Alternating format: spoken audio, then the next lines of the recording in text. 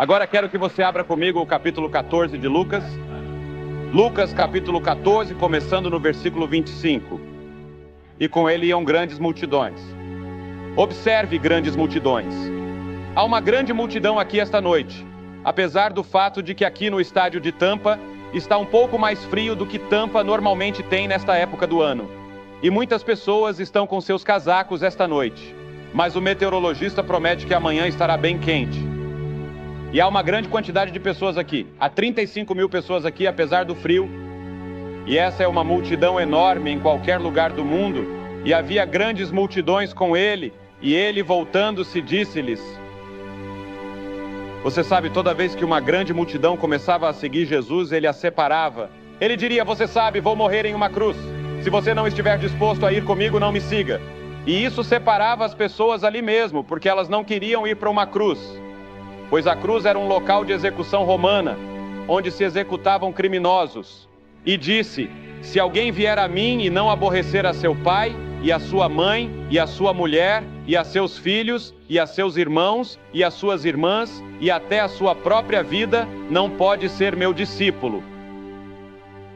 Agora, é claro, esse é um idioma de preferência, em que Jesus está usando uma declaração exagerada para mostrar que Deus deve ser o primeiro e principal em nossas vidas em todos os momentos. Até mesmo acima de seu pai, sua mãe, seu irmão, sua irmã, ou até mesmo de sua vida. Cristo deve ser o primeiro. E ele disse que se você não estiver disposto a tomar essa decisão e não estiver disposto a fazer essa escolha, você não pode segui-lo. E então ele continua.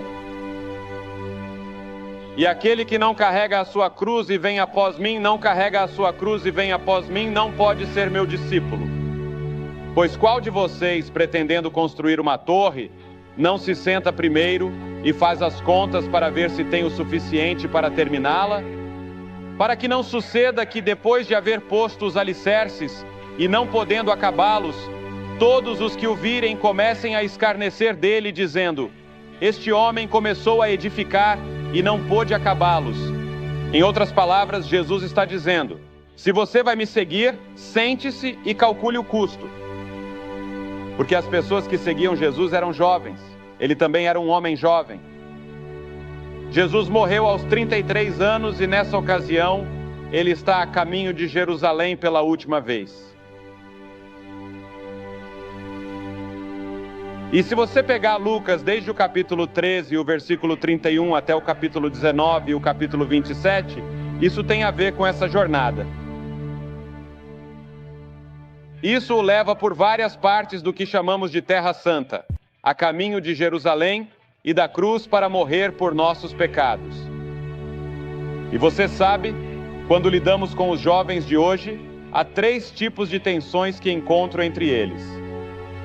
Primeiro, há a tensão entre os jovens e os mais velhos. Eles acham que estão impedindo que você tenha uma vida melhor. E o verdadeiro teste dessa geração ainda não chegou. O verdadeiro teste de nossa geração ainda está por vir, porque nosso mundo está enfrentando algumas nuvens de tempestade ameaçadoras, a corrida armamentista, a fome crescente no mundo e os gritos dos famintos em muitas partes do terceiro mundo, que não tem o suficiente para comer. E quer você goste ou não, teremos que ouvi-los. Porque eles estão ficando cada vez mais e mais altos, e não podemos continuar com ricos extremos e pobres extremos. E a nossa geração ainda não enfrentou, a nova geração ainda não enfrentou o fato de que você terá que carregar o fardo. Você terá que carregar o fardo dos erros da minha geração e da geração anterior. Porque veja bem, nós acumulamos uma dívida gigantesca para você pagar. Os juros dessa dívida neste momento são de 60 bilhões por ano, apenas os juros. E alguém tem que pagar, e vocês são os escolhidos para pagar. Não cumprimos nossas possibilidades. E a dívida está ficando cada vez maior e maior e maior e maior. E os 400 bilhões estão sendo gastos em armas no mundo. Alguém pode apertar o gatilho que pode destruir a geração de vocês. E essas são as coisas aterrorizantes que você enfrenta. E você ainda não enfrentou isso, e nós também não. E eu, por exemplo, estou envergonhado com o que a nossa geração entregou a vocês, com os problemas que entregamos e com os erros que cometemos.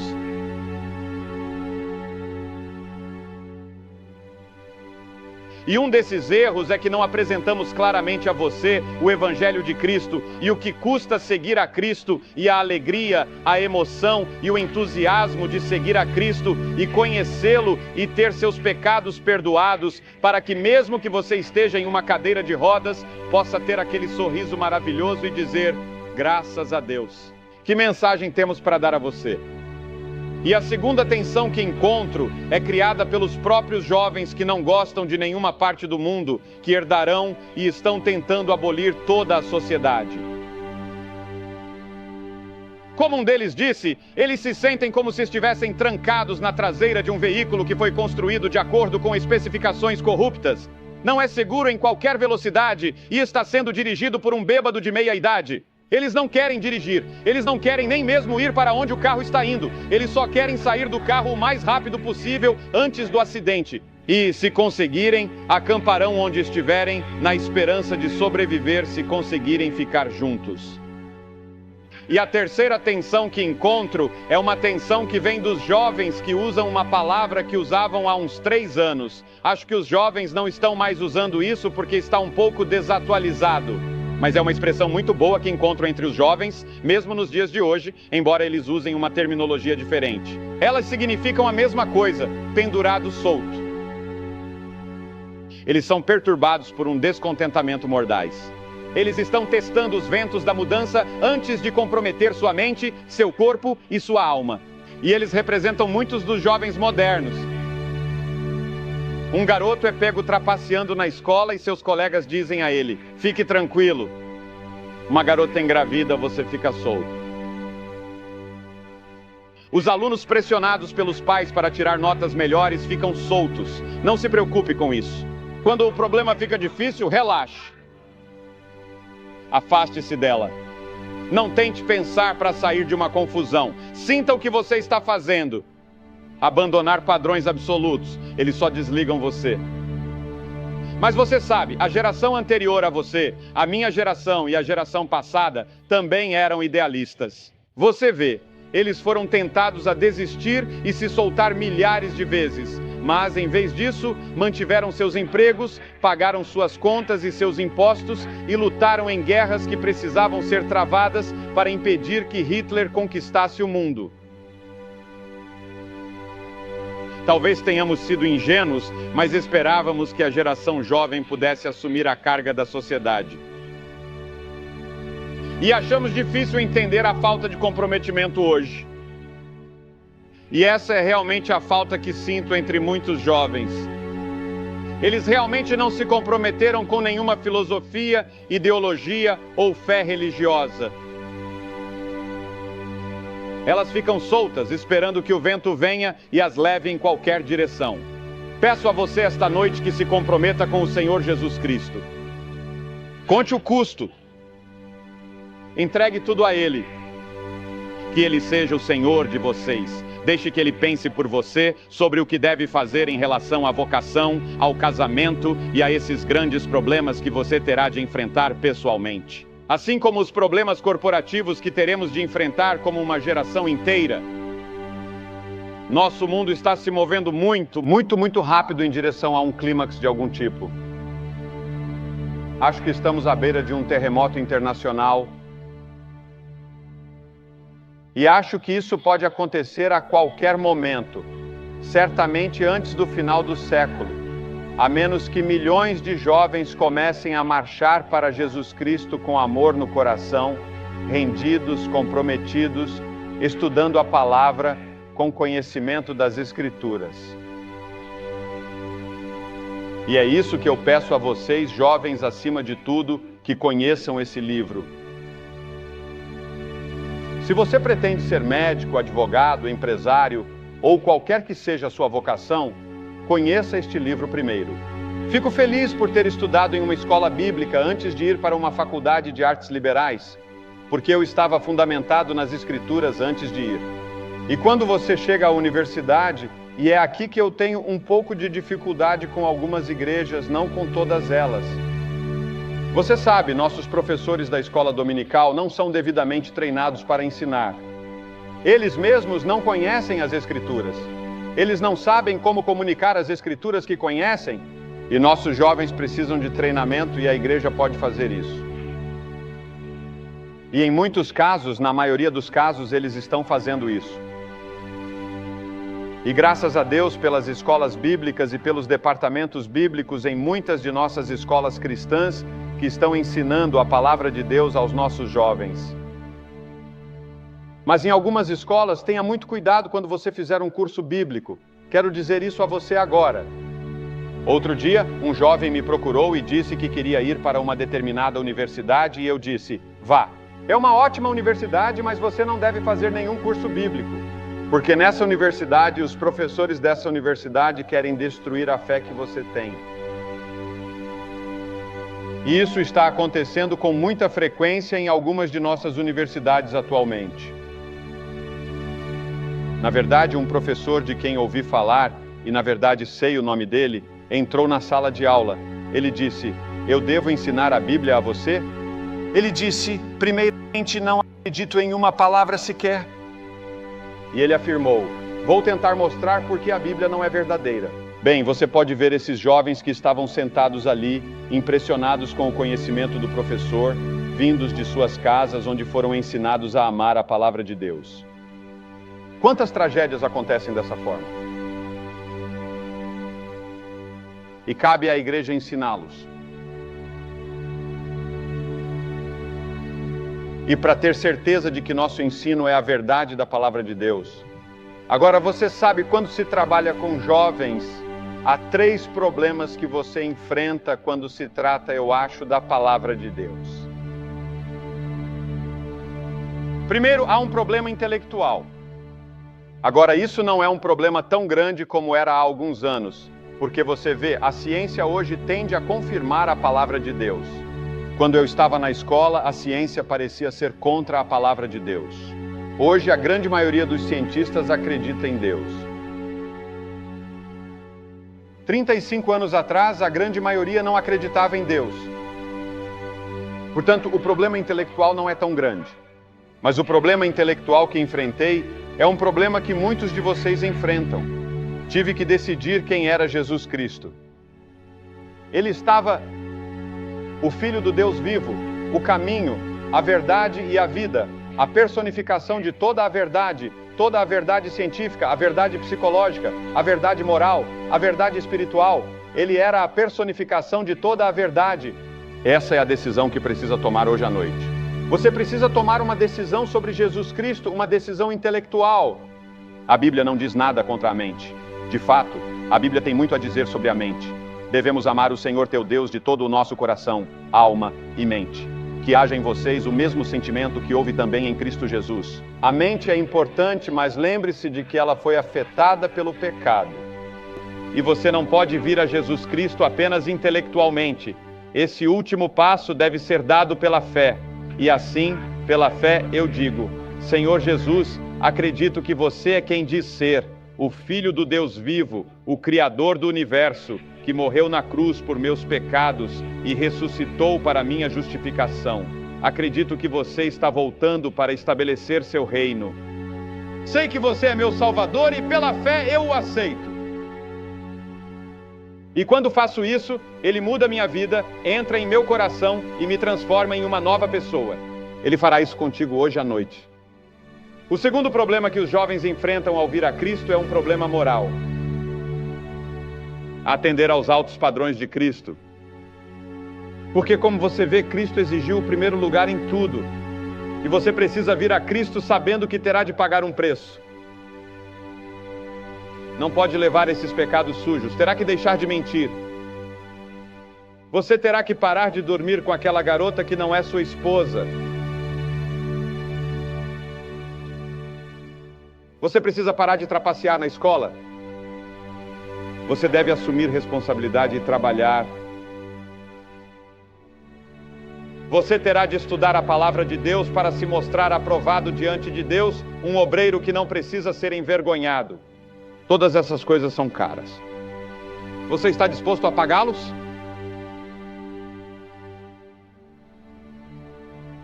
Esse é o problema moral. Seus padrões são muito altos e ele não mudou. Para se adaptar à nossa geração e aos nossos padrões permissivos em constante mudança. Ele ainda é o mesmo ontem, hoje e para sempre. Deus nunca muda. Esses são padrões elevados e não acredito que você possa mantê-los sem Cristo. Sexo jogado em você de todos os ângulos.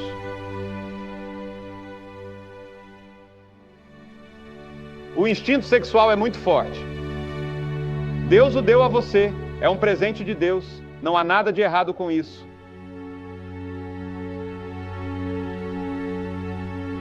A pressão dos colegas.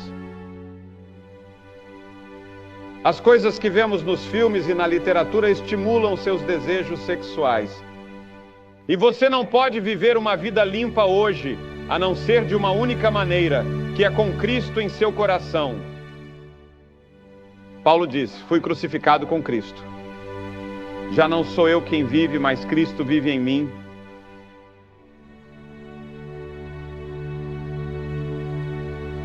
As Escrituras dizem que o pecado não terá mais domínio sobre você.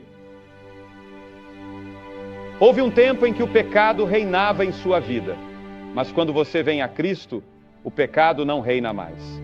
Cristo governa, e Ele pode ajudar você a atender aos altos padrões que Ele estabelece em termos de moralidade e ética. Agora suponha que você aceite Cristo, escorregue e caia. O que acontece? Você não se tornará perfeito.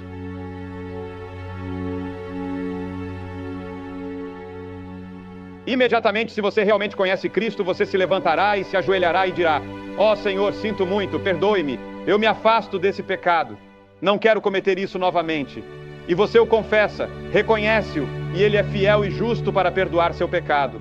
Portanto, se você pecou, volte para Ele esta noite e diga: Senhor, eu pequei. Você não tem direito a receber o prêmio? Eu me rendo.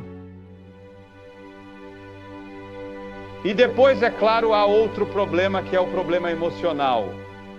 Porque, como você vê, somos feitos de mente, vontade e emoção. Ele quer ser o Senhor da sua carreira, do seu casamento. Você não deve se deixar levar pela emoção. Ninguém diz que você precisa chorar quando se aproxima de Cristo, ou que precisa rir quando se aproxima de Cristo, mas digo a você que não é possível olhar para essa cruz por muito tempo e perceber seu profundo significado sem se emocionar. Que Deus enviaria seu Filho, o Senhor Jesus Cristo, para morrer e derramar seu sangue por você, para que você pudesse ter o perdão dos pecados e a vida eterna, e saber que vai para o céu. Agora Deus faz 3 reivindicações ou 3 apelos a você. Primeiro, Ele chamou você para a pessoa de Jesus Cristo. Venha, raciocinemos juntos, diz o Senhor. Mesmo que seus pecados sejam escarlates, serão brancos como neve. Eles podem se tornar brancos como a neve por causa da cruz. Ele chamou-te para Cristo hoje à noite. Não é um chamado da igreja. Não é uma chamada familiar. Não é uma chamada nacional. É um chamado a uma pessoa, da pessoa de Cristo. Quantas pessoas aqui esta noite estão na igreja, mas você realmente não conhece a pessoa de Cristo por si mesmo? E em segundo lugar, Deus chama você para a consagração. A palavra consagração significa separar. Agora nós fazemos a dedicação, mas somente Deus pode consagrar. Rogo-vos, pois, irmãos, pela compaixão de Deus, que apresenteis os vossos corpos em sacrifício vivo, santo e agradável a Deus. Pense em sua vida como uma casa. Você é o proprietário da casa. Você tem um anel de chaves. E quando você responde ao chamado de Cristo, você dá a Deus a chave da porta da frente de sua casa. Você entrega sua vida a Cristo como Salvador e Senhor. E quando você responde ao chamado de Deus para a consagração, você retira as outras chaves do anel, uma de cada vez, e as entrega a Deus. Para uma mãe ou um pai, isso significa que você vai ao berçário e entrega seu bebê somente a Cristo. Para um aluno, isso significa que você dá a Deus a chave de sua educação. Para um empresário, isso significa que você dá a Deus a chave do seu negócio, a chave da sua carteira. Você dá a Deus a chave do seu romance. Você dá a Deus a chave do seu futuro casamento. Ele se torna o Senhor. Portanto, assim como vocês receberam o Senhor, andem nele. Como você recebeu Cristo? Você o recebeu pela fé. Agora você deve andar de acordo com a fé. Dê a ele os anéis e as chaves desse chaveiro. E em terceiro lugar, Deus chamou você para o treinamento.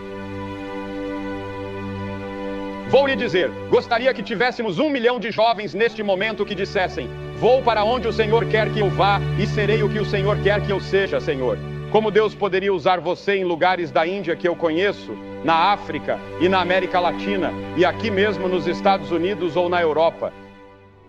Bem no seu próprio bairro, na costa oeste da Flórida, Deus pode usar você. Ele precisa de você. Minha própria denominação vai nomear 1000 novos missionários em um culto em Houston, Texas, em junho. E eles estão orando para que 1000 novas pessoas venham naquela mesma noite, novos jovens, e digam: Senhor, eu irei aonde você quiser que eu vá, serei o que você quiser que eu seja, eu serei um missionário. Ele precisa de enfermeiras, médicos, empresários e sim, políticos cristãos. Líderes cristãos que estão prontos para sair, pagar o preço e servir a Cristo. Estou chamando vocês esta noite para se juntarem ao seu exército. Marche com ele sob a bandeira da cruz, com o amor dele em seu coração. Mas primeiro você terá de tomar a primeira decisão e dar o primeiro passo e dizer: sim, pela fé eu o recebo, Senhor, em meu coração. Vou pedir a vocês que façam isso agora mesmo. Centenas de vocês, jovens e idosos, vou pedir que façam algo que já vimos milhares de pessoas fazerem. Vou pedir a vocês que se levantem de seus assentos agora mesmo, centenas de vocês, e venham e fiquem de pé neste campo e digam: ao vir, eu recebo Cristo, quero seguir a Cristo, quero entregar a Ele todas as chaves do meu anel, custe o que custar. Estou disposto a pagar o preço esta noite, seja ele qual for.